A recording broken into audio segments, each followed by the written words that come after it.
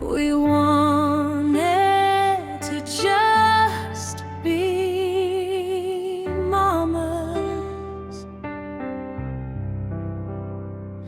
We wanted to just stay home. They came after our children and our freedom, so now we can't leave it alone. We rose up together, an army of mama bears, ready to protect our children, ready to link arms. Hi, and welcome back. We are We the Parents. I'm Leslie, and this is Katie. Hello. And we are here to discuss back to school. It's that time of year again. I'm looking forward to all the social media posts of like the moms in the lawn chairs waving goodbye to their kids. And, like every year there's some funny trend that happens. So I'm looking forward to those videos. Yeah, they always crack me up. Yeah. So, but we are here as a resource, and Moms for Liberty, especially Moms for Liberty Shasta here for our local community, has the resources parents need and a toolkit that we'll put in the description. But can you guide us through what that looks like and how that works? Well, we had some very big time tapping back to some landmark cases that you do have the right to direct the upbringing of your child in the form of opt-outs. So I would very much encourage you to take that on because you have the right, but you also need to pair that with responsibility all the way to the finish line. So here we're going to go over some of your responsibilities. Now, here's your call to action. I guess here's your why. There has been, first of all, we won those court cases, but there's so much more work to do on the aspect of your child's privacy at school is one of the biggest things that should be in the forefront of your mind as you're signing all of these paperwork that you are given. And now it's all online, so it's very easy to just click through. Right. We need you to read those things. If you see anything super shady, please let us know. We'd love to get it out there to the other parents in your district.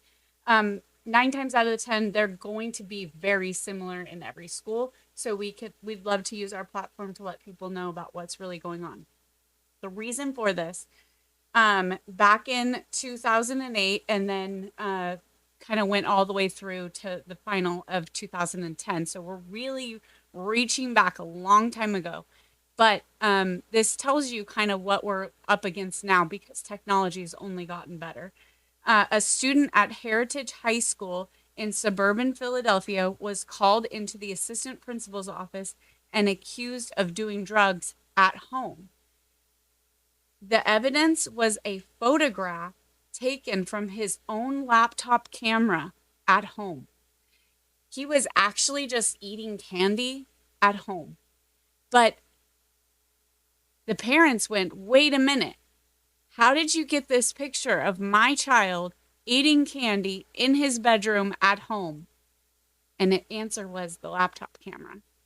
And not only were they taking pictures of their son, but they were taking hundreds and hundreds and hundreds of photos of all the students at the school and storing that in the database at school. And then reviewing them. The next level was it was actually being reviewed. Some of the photos were of him sleeping in his bed. Like, this is terrifying stuff. Yeah. Well, and on that, I mean, I thought so many of us learned this during COVID, but when you're doing the online at home schooling or whatever, and your kid is not on their computer, that needs to be closed, turned off, put away. Why would you so many people already have their houses open to these devices. How many people have the, what do you call them, Google Nest or the Amazon Alexas, or right? Like, we carry our phones that if I talk to you about, hey, I really need a purple top for next week, all of a sudden I've got Amazon ads for purple tops for a month, right? Yeah. And so we already have all of this like technology and surveillance and things creeping into our lives that we're already kind of giving power to, why would we allow an electronic into our kids' space? So the parents actually filed a federal lawsuit and won. The district ended up settling for $610,000 plus the boy ended up with $175,000 put into a trust. And this led to a lot of changes, but they're not what you think. It's not like, oh, well, they're not going to do that anymore. So what they did was they shifted their focus to asking you permission ahead of time, Right. which is all that paperwork that you don't know that you're just clicking through. So the practice of the surveillance in your house on any device that email is done. So there's can't remember if it's called Go Guardian. I think it's called Go Guardian. So myself as a teacher, I utilized this when my students were all on, like, say, the program Lexia. I could pop up all of their screens onto my whiteboard so that I could see if they were going on YouTube or maybe just sitting there and going, "Ma, ma, ma, ma," looking at our faces, because that's what kindergartners like to do. So that tells you that is, and that was done through the email. So I just want to let you know that installing these third-party apps onto your children's devices allows, and there's the more permissions that you're doing on those third-party devices, that you're allowing some of this surveillance to do on your kids. Well, and it is at all levels, right? My son's in high school, and I got a call last year that he was looking at something on his computer. He was done with his test, so he was scrolling through the computer, looking at sports highlights or something. And the teacher closed out of it, and he went back into it. And so he ended up with detention because after the teacher had closed it, he went back in. And so it was like a disrespect thing. And they were like, had he not just completely disobeyed and went right back in, he wouldn't have been in trouble. He didn't like mouth off, but when she closes it, you don't just go right back into it. But it tells you all of those same programs are on the computers all the way through the high school. Now, for them to have access to the Chromebook, they're going to tell you those things are required. You can choose not to bring the Chromebook home. And you can opt out. There are opt-outs that you have available. But the other option is they might say, well, here's a notebook and your kid can do the assignment on here. And that's so an option. it goes a little bit further than that. When your child is utilizing these devices at school, every keystroke and every single thing that they are using then is being given, all of that information is aggregated through the use of AI and given over and to marketers. It's being able to use to basically to manipulate us and our children. And so I just think we all need strength in numbers on this, because if we only have a small number of people opting out, they don't feel it. So we are asking you to opt that data being given out for each and every child at school, so that we do not end up being, basically just frogs in a barrel. So just know that this is an important thing. There is a sense of urgency on this. It might not be down to the individual level, but it is basically us as a community. So we all need to be together on this and just opt out of this information going out to one third party over another. And so right now, the biggest mining that people are doing is data. It's not gold, it's data. That's worth more than gold right now. So, well, and it overflows into the legislation that's happening with our kids, right? You look at who's at the Capitol lobbying for these policies that don't protect parental rights, that don't have our kids' best interest at mind. It's the CTA. It's other organizations like Planned Parenthood, right? And they're the ones that, if you look at who's backing and who's supporting a lot of this data mining, they get a lot of it, especially Planned Parenthood. We looked at that. They're tied to all of the data mining that comes with community schools and the medical health grants. But I wanted to point out we've been working very closely with the California Family Council. They are a great tool for everybody. If you don't follow them, go follow them. But they are doing a lot of really good work at the Capitol. And they made a post. Sophia Laurie, she's amazing. She's so fun to watch. If you don't watch her podcast, watch her This Is a Woman podcast. It's really good. But she talked about how Planned Parenthood graded California's legislature for their 2025 votes, and 90 out of 120 lawmakers here in California earned a perfect score through Planned Parenthood. That means every single one of their votes aligned with what they wanted. Granted, we have a lot of legislators who, in efforts not to end up on the bad list for them, just chose not to vote on some of the controversial issues. And that doesn't help us at all either. Right? So, that being said, they're putting a lot of pressure on a lot of these bills that are going into schools, including this one's being implemented for this school year. So pay attention, parents, because this is, what is igniting a lot of parents to get involved. The all gender restrooms for K through 12th grade. That can be, according to the law or the mandate, whatever that they're putting it on, these laws that they tell you are not things that you have to follow, right? Especially if they're not funding it. Right. Yeah. But there are ways around it. It can be a single or multi-stall bathroom. So you can be compliant with the state by having a single stall out of, access to everybody. One single stall, all gender restroom would make you compliant to the state. And then you can make sure that there's nothing happening then there, because this is a legal nightmare for all campuses, right? You have Johnny who goes into the bathroom with Susie, but I, as the teacher, can't go in there because now Johnny's in there. You, or let's use Author, right? Because we need a male teacher, can't go in there because Susie's in there, right? So who's supervising what's going on in this restroom? We already have fight clubs happening in the restrooms. We already have, other substance things going on in the bathrooms. Like we've got vaping. bullying going on in the bathrooms. We've got, just destruction of school property going on. There's things that require a certain level of supervision. And now you've taken out the element of supervision completely. And you've put boys and girls in a bathroom together. The other thing is, these can be, they have urinals and tampons available in all these all gender bathrooms. So you've got boys from 3rd grade up with access to tampons for whatever reason. Thank you, To Tim ruin Waltz. the Septic the systems septic- and the yeah. the plumbing. And then you've got girls with urinals. Like, you can't make this stuff make sense, right?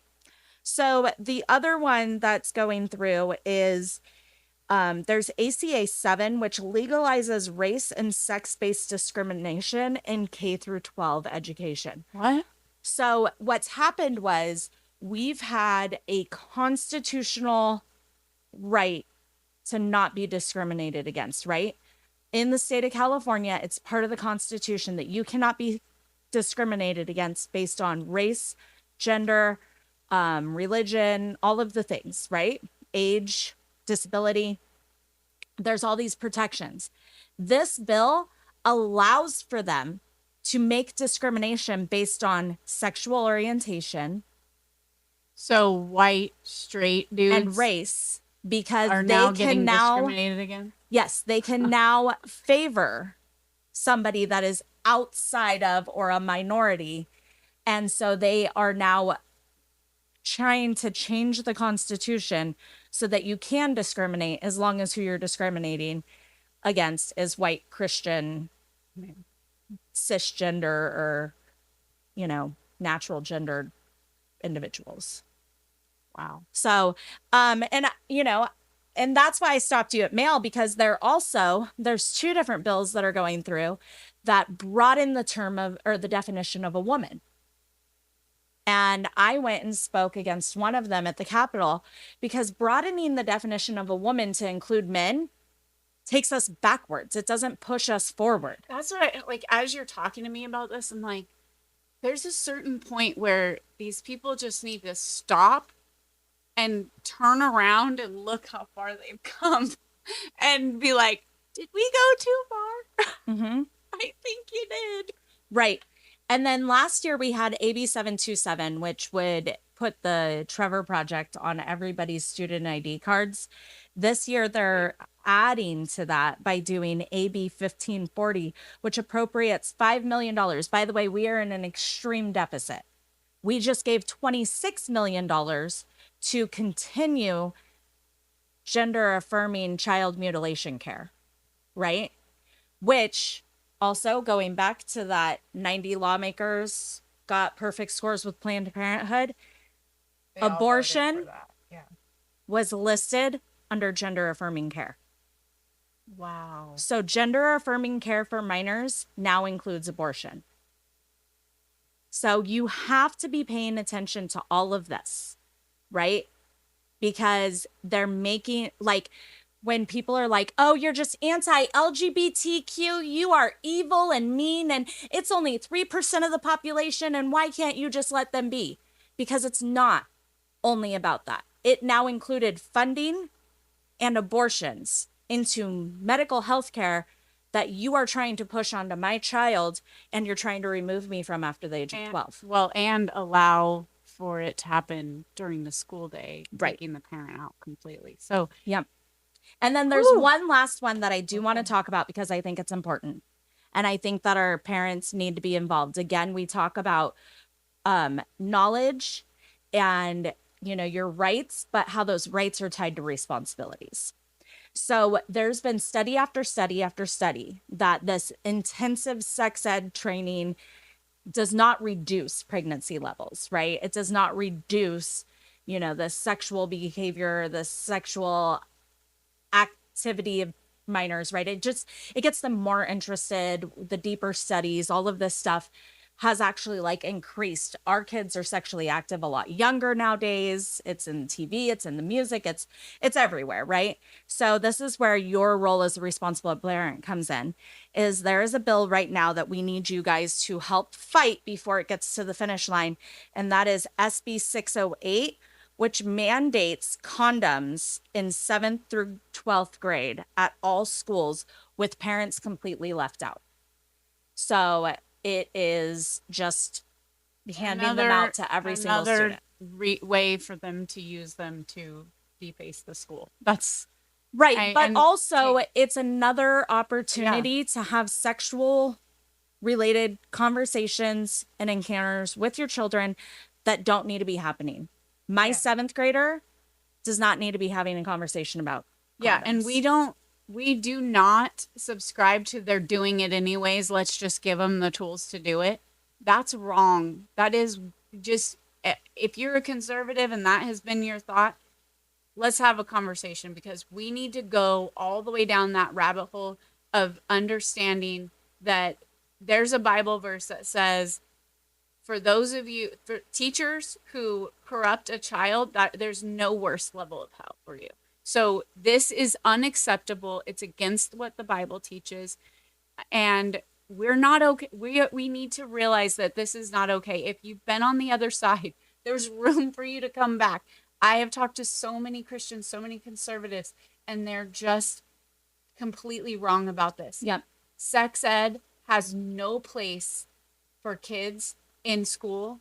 And it's kind of interesting how, you could put people on an island and there's no sex ed there. Somehow they figure it out. Right. Well, and it really needs to go back to what it was when I was in junior high. It was like all the girls went into the cafeteria, all the boys went into the library. You talk about puberty, you talk about, these were giving you the little packs that have a pad and some sort of wipe and a deodorant stick or whatever. And like, here's how you might end up having this at school, and we're going to have this conversation with all of you. So it's not awkward. But these are the changes your body is going through. Some of you need to start wearing deodorant. And as a PE teacher, I used to have all of those packs in there, and I would tell the kids, If you need one of those like care packs or you need deodorant, come see me. If you have a friend who needs deodorant, come see me.